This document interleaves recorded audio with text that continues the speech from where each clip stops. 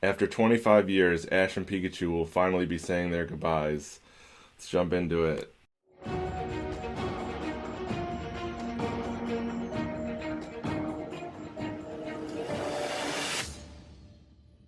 Hey, what's going on everyone? Entering Infinity here. Today I'm back with a brand new video to discuss episode 136 of the Pokemon Journeys anime, as well as the news about Ash and Pikachu's journey coming to an end, as well as the announcement of this new anime that they're going to be starting with brand new characters. So I just want to start off with episode 136. I just want to briefly talk about it. It was just more of a, wrapping up the Journeys anime kind of a series. So I want to just talk about quickly my three favorite parts of the episode. Number one was when they, had that tour of Kanto and we got to see all like the Kantonian Pokemon while they were flying on Lugia's back. I think that was, a really, really nice moment with the original music playing. I totally lived for that stuff. It was fantastic. My second favorite part was when Ash got reunited with Butterfree and Butterfree's wife. Even though it was only like 2 seconds, I'm really happy we got to see that. I would have also loved to see that when he saw the Pidgeot flying. I wish one of them was his actual Pidgeot that he had released, and it would have been a nice moment if it would have flew over to him and they could have had a little interaction. I think that was a missed opportunity, but I really loved those two sequences. And my third favorite part of the episode was when Go went in a completely different direction and he is no longer part of Ash's journey.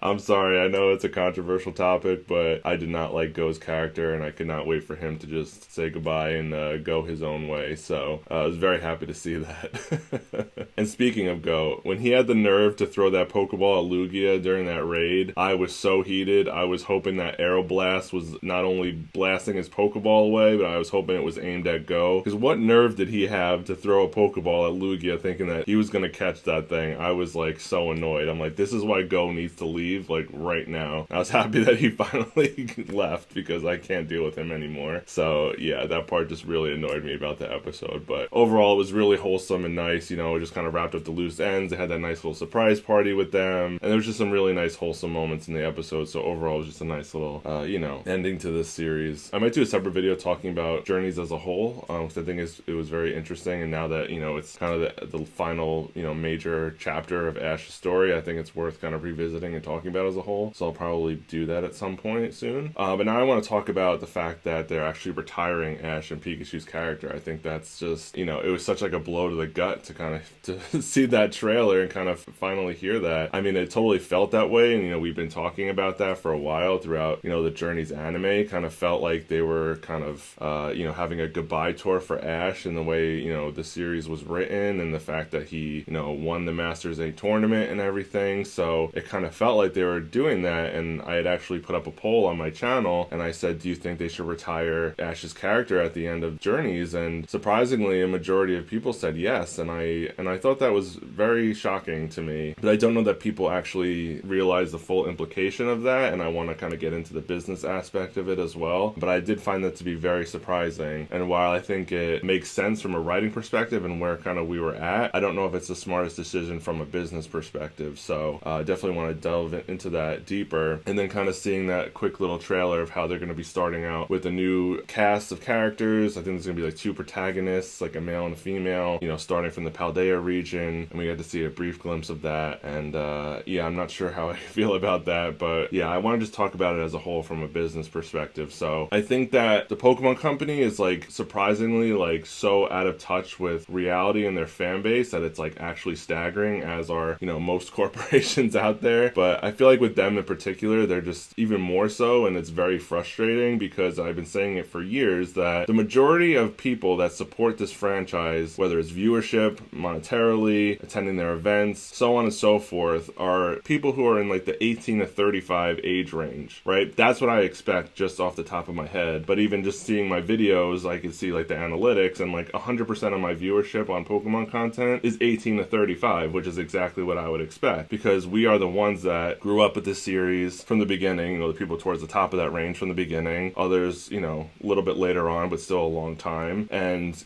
we're the ones that are older now, that we're spending money on the games, we're spending money on other merchandise, we're, attending their events. Like, right, you look at the Pokemon Video Game World Championships in the Masters Division. If this was a kids game, you would expect people that are all 18-year-olds in the Masters Division, winning the tournaments. But if you look at the people actually attending it, it's all people that are in their mid-20s to like mid-30s that are competing and winning at the highest level of this game. So the people that are playing this game at the highest level and supporting their championship and giving them all their attention are people that are older, but yet all they do is metaphorically backhand their older audience by just only catering to the younger audience. So they're just, to me, so out of touch with reality that they're just constantly not realizing who their fan base is and who they need to cater to. And I'm not saying that they shouldn't cater to the younger audience, because of course you want to bring in the next generation of fans, but you have to be able to balance the two by bringing in newer fans and also keeping your older fans happy as well. So, and I think that they really missed the mark time and time again, because they fail to do it in the video games, they fail to do it in the anime most of the time. They just constantly drop the ball, and they seem to be just like 100% laser focused on like targeting, the 8 to 12-year-old like range to like try to pick up the next generation. So I think that this decision to retire Ash's character is going to have much bigger business implications than I think that they realize, because,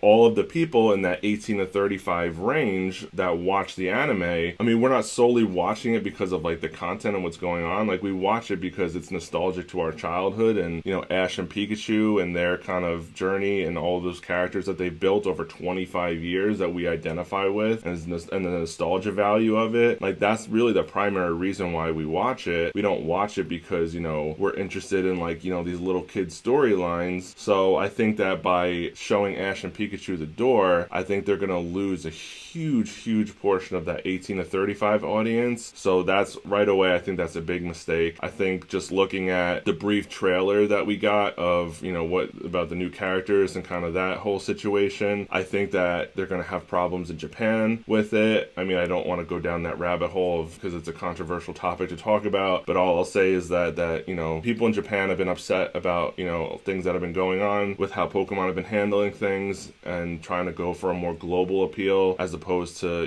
sticking to its roots of Japan and things like that. So I think that by the direction that they're going to be going with this anime, I think that they're going to upset people in Japan, and I think that they're going to kind of lose that base, which is never good because, at the end of the day, they're a Japanese company and they're based out of Japan. So I think that they need to have a strong Japanese audience for this, and I think that they're going to have problems in that realm as well. And by losing the Western audience of the 18 to 35s, I think is going to be a disaster. So I think the combination of both of those things, I think is going to be very, very problematic for them. Because I know for me, it's like, do I really want to like start over with a new kids series like about Pokemon? Like, I don't really know that. Like, I might pop in here and there if there's like something interesting happening, like a major battle or something. But overall, like, I mean, I don't have any interest in like starting over with new characters at this point. I think if they were smart, they needed to do one of two things. They needed to they needed to age up Ash like 10 to 20 years so that he's on par with like the ages of the other champions, like like Leon's age, Cynthia's age, Lance's age, about 30 years old or so. I think they should have aged him up. They could have given him a kid, and they could have had a storyline that appeals to both the adults and the kids by having him do adult things, having him have champion responsibilities and doing all these kind of bigger things, while also having a child doing like, going out on their journey and maybe doing things, learning about Pokemon to appeal to the younger audience. So I think that was one option where they should have aged up Ash and had a way to appeal to both audiences within one anime, or just completely diverge it and have an older Ash time skip where he's just doing awesome older adult level stuff that would really appeal to the 18 to 35 range audience, and then also have a second series where they do this, where they have a new younger protagonist and kind of starting everything over again in Paldea. I think those are the two things that they needed to do, and I think that they did not do either one of those. So I think this is really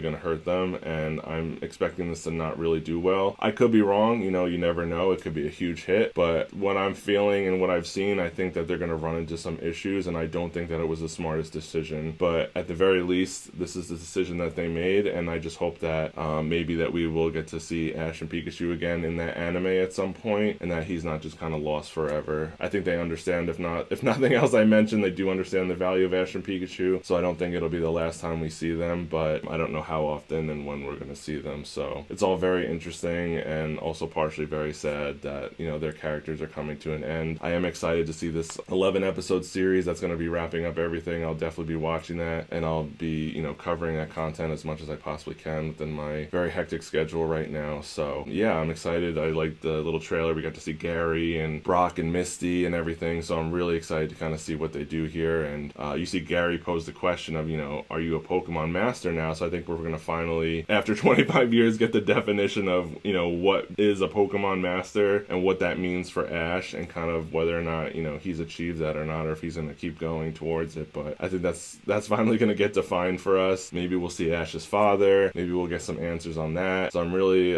interested to see kind of all the loose ends get tied up in kind of one last tour with everyone, and yeah, just see how they end things off. So I'm really curious, what do you guys think? Do you think this is a smart decision business-wise? Do you agree with my take that, you know, they're kind of disrupting their previous audience and they're going to be losing most of them with this decision? Are you excited? Are you disappointed? Let me know down in the comment section below. It's a really interesting topic to me. So yeah, if you stayed till the end, thank you so much for watching. I hope you enjoyed. If you enjoyed the video, do me a huge favor, hit that like button, subscribe to the channel if you're new, and leave me a comment down below. Let me know what you thought of the video, and I'll catch you all in the next one.